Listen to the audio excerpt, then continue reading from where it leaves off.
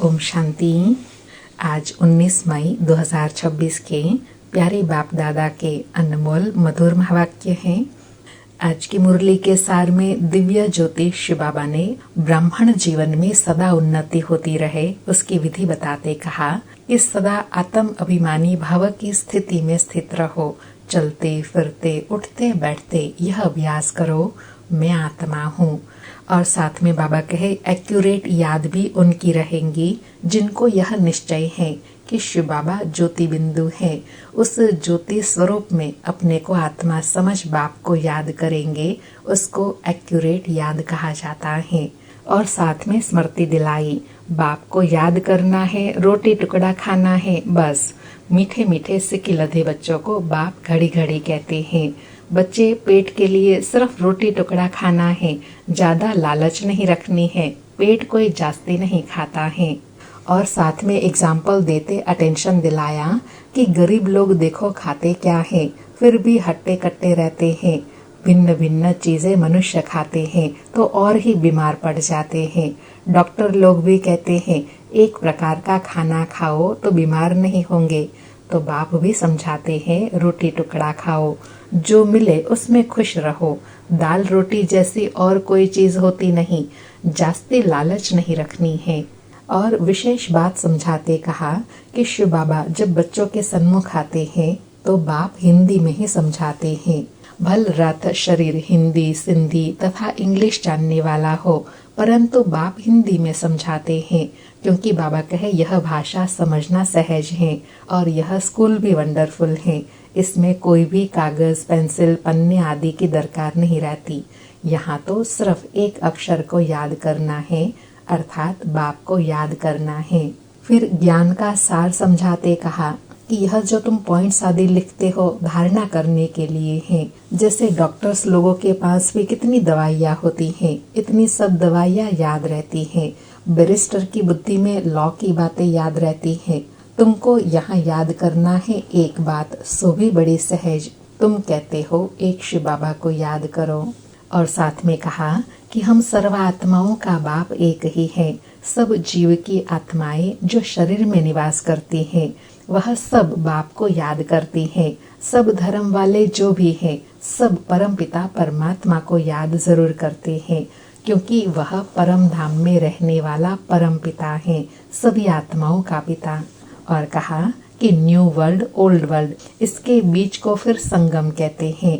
बाप आते हैं संगम पर, कहते हैं हे पतित पावन आओ, आकर हमको पावन बनाओ, हम पतित बन गए हैं। तो बाप संगम पर आते हैं ओल्ड वर्ल्ड को न्यू बनाने। और नशा और स्मृति दिलाते कहा कि बाप ने अभी तुमको रोशनी में लाया है। समझाते हैं यह 5000 वर्ष में सृष्टि का चक्र पूरा होता है। कल की ही बात है, तुम राज्य करते थे, बरोबर इन लक्ष्मी नारायण का राज्य था। यह तुमको बाप समझाते हैं, तुम सन्मुख कानों द्वारा सुनते हो। बाबा कहे तो सदा नशा चढ़ना चाहिए, आत्मा को बड़ी खुशी होनी चाहिए कि बाप हमको सन्मुख आकर पढ़ाते हैं, अभी सन्मुख आकर मिले हैं। फिर कहा कि बाप अपना परिचय दे कहते हैं मुझे याद करो। गाया भी जाता है सहज राजयोग। बाप कहते हैं योग अक्षर निकाल दो, याद करो। जैसे छोटा बच्चा माँ बाप को देखने से ही जट गले लग जाता है, पहले सोचेगा करेगा क्या कि यह हमारे माँ बाप है, नहीं, उसमें सोचने करने की बात ही नहीं। तो बाबा कहे ऐसे तुम्हें भी सिर्फ शिव बाबा को याद करना है जो बाबा अभी सन्मुख आए हैं। बाबा कहे यहाँ तुम बच्चों को कहा जाता है शिव बाबा को याद करो, तुम सबका हक है एक बाप को याद करने का, बाप से वर्षा लेने का। फिर और याद की विधि बताते कहा कि तुम्हारे में कोई है जो अच्छी रीति याद करते हैं। कहीं तो कहते हैं बाबा किसको याद करे, बिंदी को कैसे याद करे, बड़ी चीज को याद किया जाता है। बाबा कहे अखंड ज्योति को याद करना भी रॉन्ग हो जाता है, यहाँ तो एक्यूरेट याद करना है। अभी बाप ही आकर अपना परिचय देते हैं और फिर बच्चों को सारे सृष्टि के आदि मध्य अंत का समाचार भी सुनाते हैं। डिटेल में भी तो नटशेल में भी, अर्थात विस्तार से भी समझाते हैं, सारांश में भी समझाते हैं। मुझ एक बाप को याद करो, मुझे कहते ही है पतित पावन। और साथ में कहा कि आत्मा ही सब कुछ करती है, आत्मा ही जज बैरिस्टर आदि बनती है, आत्मा ही कहती है मैं राजा हूँ, मैं फलाना हूँ। बाबा कहे अब यह शरीर छोड़ दूसरा लेना है। इसको कहा जाता है आत्म अभिमानी स्थिति, देह होते भी आत्म अभिमानी। और लास्ट में कहा कि यह बना बनाया ड्रामा है जो फिरता ही रहता है।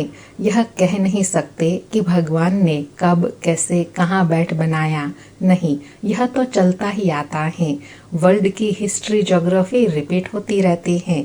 और कहा पूछा जाता है ड्रामा सर्वशक्तिवान है व ईश्वर सर्वशक्तिवान है, तो कहते हैं ईश्वर सर्वशक्तिवान है, क्योंकि बाबा कहे समझते हैं ईश्वर ही सब कुछ करते हैं। बाप कहते हैं मैं भी ड्रामा के बंधन में बंधा हुआ हूँ, पतितों को पावन बनाने मुझे आना पड़ता है। बाबा कहे जब तुम सतयुग में सुखी होते हो तो मैं फिर विश्रामी हो जाता हूँ परम धाम में। तुम सिर कुल्ले चढ़ जाते हो अर्थात नंबर 1 बन जाते हो। फिर याद के लिए कहा कि यह याद बहुत सहज है। योग अर्थात याद, कहते हैं बाबा याद ठहरती नहीं है, योग में कैसे बैठे। तो बाबा कहे अरे लौकिक बाप की याद तुम्हें उठते बैठते चलते फिरते रहती है, ऐसे तुम सिर्फ याद करो, बस बेड़ा पार है। याद से तुम एवर हेल्दी वेल्दी बन जाएंगे। यह धारणा की बात है। और आज बाबा ने विशेष कहा कि बच्चे घड़ी घड़ी भूल जाते हैं ना, तो बाबा कहे आज तुम गांठ बांध लो, एक शिव बाबा को और वर्षे को याद करना है। सुनते हैं प्यारे बाप दादा के अनमोल मधुर महावाक्य। आज बाबा कहे मीठे बच्चे आत्म अभिमानी भव, चलते फिरते उठते बैठते यही अभ्यास करते रहो तो तुम्हारी बहुत उन्नति होती रहेंगी। मीठे बच्चे आत्म अभिमानी भव, चलते फिरते उठते बैठते यही अभ्यास करते रहो तो तुम्हारी बहुत उन्नति होती रहेंगी। आज मुरली से प्रश्न है बाप की एक्यूरेट याद किन बच्चों की बुद्धि में रहेंगी। उत्तर में बाबा कहे जिन बच्चों ने बाप को एक्यूरेट जाना है। कई बच्चे कहते हैं कि बिंदु को भला कैसे याद करे, भक्ति में तो अखंड ज्योति समझ याद करते आए, अभी बिंदु कहकर मूंझ जाते हैं। इसलिए पहले पहले यह निश्चय हो कि बाप अखंड ज्योति नहीं, वह तो अति सूक्ष्म बिंदु है, तब याद एक्यूरेट रह सकती है। सारी मुरली से धारणा के लिए सार है।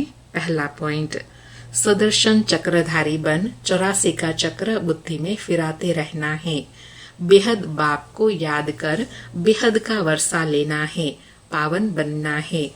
दूसरा पॉइंट, किसी भी चीज की लालच नहीं करनी है, जो मिले उसमें खुश रहना है। रोटी टुकड़ा खाना है, बाप की याद में रहना है। आज बाबा का वरदान है सर्व के दिलों के राज को जान, सर्व को राजी करने वाले सदा विजयी भव। बाबा कहे विजयी कब बनेंगे, जब सर्व के दिलों के राज को जानेंगे, तब सर्व को राजी कर विजयी बनेंगे। स्पष्टीकरण है विजय बनने के लिए हर एक के दिल के राज को जानना है। किसी के मुख द्वारा निकलने वाले आवाज से उसके दिल के राज को जान लो तो विजय बन सकते हो, लेकिन दिल के राज को जानने के लिए अंतर्मुखी चाहिए। जितना अंतर्मुखी रहेंगे उतना हर एक के दिल के राज को जानकर उसे राजी कर सकेंगे। राजी करने वाले ही विजयी बनते हैं। बाबा कहे विजय बनने के लिए क्या करना है, सबके दिलों के राज को जानना है। जब आवाज के भाव को जानकर उस राज को समझ जाएंगे तो उनको राजी कर सकेंगे, और जो सर्व को राजी करने वाला है वही विजय बनता है। आज का स्लोगन है वैराग्य ऐसी योग्य धरनी है जिसमें जो भी फल डालेंगे वह फलीभूत अवश्य होगा। वैराग्य ऐसी योग्य धरनी है जिसमें जो भी फल डालेंगे वह फलीभूत अवश्य होगा। आज के अव्यक्त इशारे हैं सदा अचल अडोल एक रस स्थिति का अनुभव करो। आज अनुभव करने के लिए कहा कि सदा उमंग उल्लास में एक रस रहने के लिए जो भी संबंध में आते हैं, चाहे स्टूडेंट चाहे साथी, सभी को संतुष्ट करने की उत्कंठा हो। जिसको भी देखो उससे हर समय गुण उठाते रहो। सर्व के गुणों का बल मिलने से सदा काल के लिए उत्साह एक रस रहेगा। गुणग्राही बनो, अवगुणों को देखते हुए भी नहीं देखो। अवगुणों को देखते हुए भी नहीं देखो। अच्छा, ओम शांति। शुक्रिया बाबा, शुक्रिया।